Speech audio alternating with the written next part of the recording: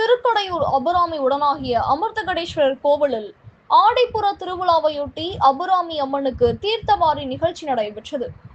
மயிலாடுதுறை மாவட்டம் திருக்கடையூரில் தர்மபுரம் ஆதீனத்திற்கு சொந்தமான அபிராமி உடனாகிய அமிர்தகடேஸ்வரர் கோவில் உள்ளது.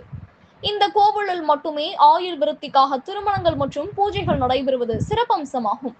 இத்தகைய சிறப்பு பெற்ற கோவிலில் ஆண்டுதோறும் 10 நாட்கள் ஆடிப்புற திருவிழா நடைபெறுவது வழக்கம். இந்த ஆண்டு ஆடிப்புற திருவிழாவையொட்டி கொடியேற்றம் 5ஆம் தேதி நடைபெற்றது.